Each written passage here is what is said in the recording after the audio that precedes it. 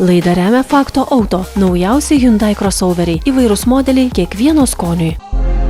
Laidą pristato Hado Red Boost, tepalai jūsų automobiliui.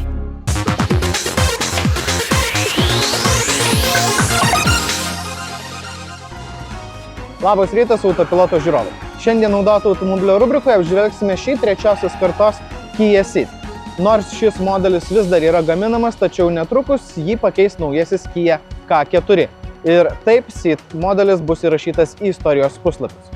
Na, o kita priežastis, kodėl apžvelgiame šį modelį, yra ta, kad jeigu ieškote neįmantraus, tačiau pakankamai praktiško ir patogaus kompaktinės klasės modelio, tai toks trečiosios kartos Ceed gali būti labai geras pasirinkimas. O dabar ir papasakosime kodėl.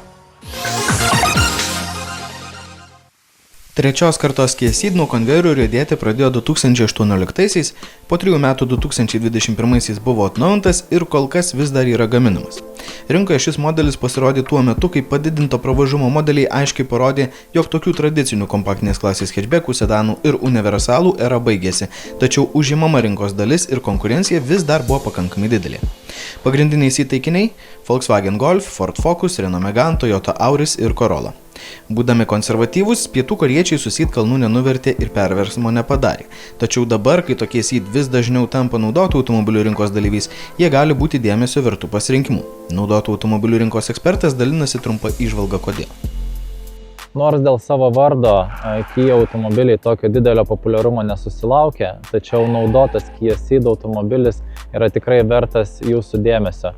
Už tikrai patrauklią kainą jūs galite įsigyti ekonomišką, geros kokybės ir tikrai gausios įrangos automobilį. Kad Ceed taikėsi į klasės standartus, o nenorėjo iš jų išlipti, rodo šiame modelyje montuoti varikliai.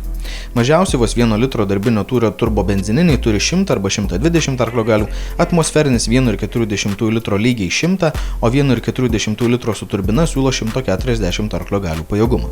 Vėliau nuo 2021 buvo montuojamas naujas 1,5 litro turbo benzininis variklis su 140 arba 160 arklio galių.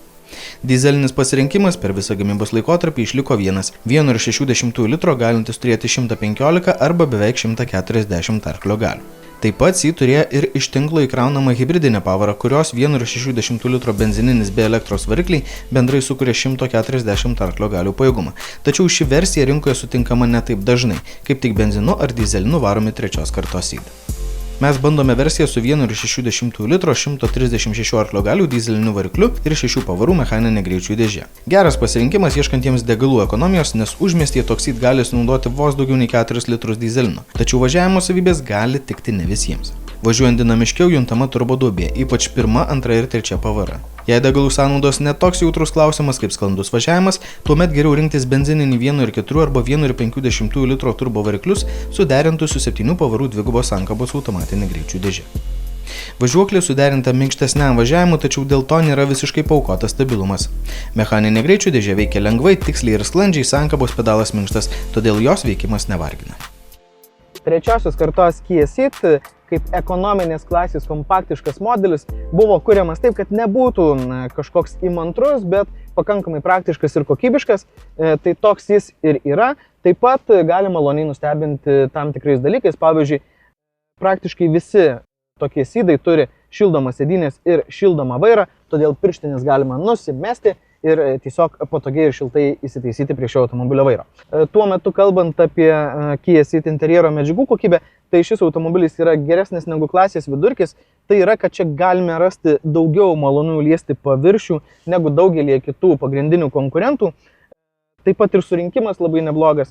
Žinoma, yra čia žemiau tokio kieto plastiko, kuris mėgsta pasibraižyti, bet nieko tokio.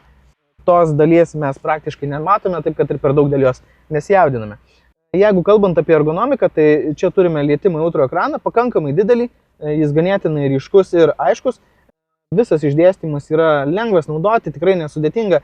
Galbūt kartais gali erzinti tai, kad tas ekranas nėra linkęs labai greitai reaguoti į jūsų paspaudimą arba kažkokią tai funkciją, bet su visu tuo galima susigyventi, nes apskritai viskas veikia tikrai ganėtinai neblogai ir lengvai suprantama. Automatinė klimato kontrolės sistema taip pat yra dažnas dalykas tokiame Ceed, vėlgi nieko sudėtingo, keletas fizinių mygtukų, kurie yra pakankamai aiškus. Kalbant apie vairuotojo poziciją, vėlgi viskas šiame automobilyje yra ganėtinai neblogai. Pavyzdžiui, sėdynė. Sėdimoji dalis yra ganėtinai minkšta, tačiau atrama nugarai tokia standi, todėl vėlgi atsiremti yra ganėtinai patogu. Na ir dar yra toks visai neblogas šoninis prilaikymas, todėl kūnas įsitvirtina tikrai visai tvirtai, patogiai ir su šiuo automobiliu galima važiuoti ganėtinai patogiai. Tokio Ceed universalo bagažinė didelė ir tai matosi vos ją pravėrus. Joje gali sutilpti apie 625 litrai, o tai truputį daugiau nei 8 kartos Golf variantą. Ant antros sėdynių eilės vietos pakankamai tiek vaikams, tiek ir suaugusiems, nors išskirtiniu šiuo atžvilgiu Ceed pavadinti negalima. Potencialių šio modelio gedimų sąrašas nėra ilgas. Dažniausiai susidurime su sąlyginai nedidelėmis centrinio užrakto ar multimedijos sistemos problemomis. Dyzeliniai varikliai, kurie daugiausiai veikia miesto režimu, pasižymi greitai užsikimšančiais kietųjų dalelių filtrais. Modeliai su mechaninėmis greičio dėžėmis neretai susiduria su sankabos problemomis, kurią gali tekti keisti dar nepasiekus 100 000 km ribos. Taip pat problemų gali kelti ir sinchronizatoriai.